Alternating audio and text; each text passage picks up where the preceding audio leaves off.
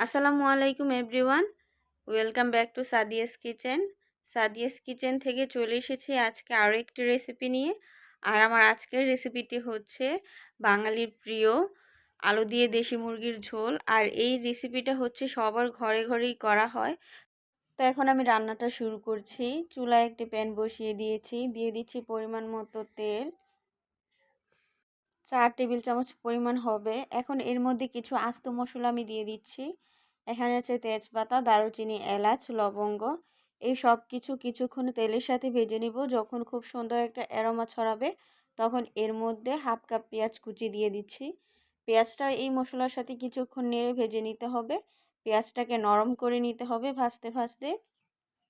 আর এই পর্যায়ে এসে আমি বাটা মশলা ব্যবহার করব। এখানে আছে 1 টেবিল চামচের থেকে বেশি হবে রসুন, 2 টেবিল চামচ, আর আদাও 2 টেবিল চামচ। এখানে সব কিছু নেড়ে একসাথে মিশিয়ে নিতে হবে।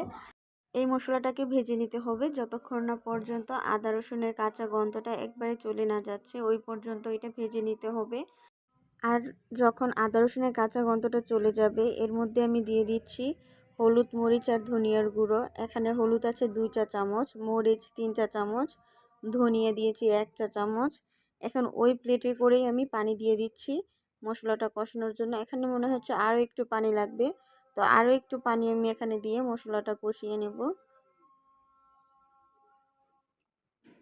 এখন এই মশলাটা কষিয়ে নিতে হবে যতক্ষণ না পর্যন্ত মশলার গায়ে উপরে খুব ভালোভাবে তেল ভেসে উঠছে, ওই পর্যন্ত মশলাটা কষিয়ে নিতে হবে।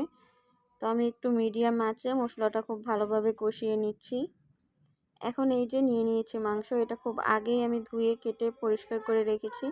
এই মাংসটা দিয়ে খুব ভালোভাবে নেড়ে আমি মিশিয়ে নিচ্ছি। আর আমার আজকের রেসিপিটি ভালো লাগলে অবশ্যই আমার ফেসবুক পেজে ফলো আর ইউটিউব চ্যানেলটি সাবস্ক্রাইব করে রাখবেন পরবর্তী ভিডিও নোটিফিকেশন সবার আগে পেতে। এখন ঢাকনা দিয়ে ঢেকে দিচ্ছি। আর এদিকে আরেকটি চুলায় আমি আলু ভেজে নিচ্ছি। এভাবে ভেজে আলুটা ব্যবহার করলে রান্নাটা বেশি মজার হয়। তো কয়েক মিনিট পর ঢাকনাটা উঠিয়ে আমি দেখিয়ে দিচ্ছি মোটামুটি অনেকটাই পানি বের হয়ে এসেছে। তো এখানে আমরা এখন লবণ ব্যবহার করব, স্বাদ মতো লবণ দিয়ে দিচ্ছি। লবণটা দিয়ে আবার এটাকে খুব ভালোভাবে নেড়ে মিশিয়ে নিচ্ছি। আবার আমি এটাকে ঢাকনা দিয়ে ঢেকে রাখবো 10 থেকে 12 মিনিটের জন্য। চুলার আঁচ মিডিয়ামে রেখে এটা কষিয়ে নেব। আবার ঢাকনাটা উঠিয়ে নিচ্ছি। এখন এর মধ্যে আলু দিয়ে দিচ্ছি। আলুটা যেহেতু আগেই ভাজা, তো এটা আর বেশি কষানোর দরকার নেই। এখন এটাকে খুব ভালোভাবে নেড়ে আমি মাংসের সাথে আলুটা মিশিয়ে নিচ্ছি। আর এর মধ্যে ফুটন্ত গরম পানি ব্যবহার করব। এখন ফুটন্ত গরম পানি আমি দিয়েছি এখানে 5 কাপের মতো। যেহেতু আজকের রান্নাটা আমি ঝোল করব, বা টাইটেল এরকম ছিল আলু দিয়ে দেশি মোরগের ঝোল, তো এরকম আজকে রান্নাটা আমি ঝোল ঝোল করব। তো ঢাকনা দিয়ে ঢেকে দিচ্ছি। হাই ফ্লেমে এটাকে জাল করে নিচ্ছি 10 মিনিটের জন্য। 10 মিনিট পর আবার ঢাকনাটা উঠিয়ে এটাকে নেড়ে দিয়েছি। এখন মিডিয়াম আছে, চুলাটা একবারে মিডিয়ামে রেখে এটাকে রান্না করে নেব। তো আবার এটাকে ঢাকনা দিয়ে ঢেকে দিচ্ছি। আর এই পর্যায়ে এর মধ্যে জিরার গুঁড়া দিয়ে আমি নামিয়ে নিচ্ছি। তো আমাদের রান্নাটি শেষ।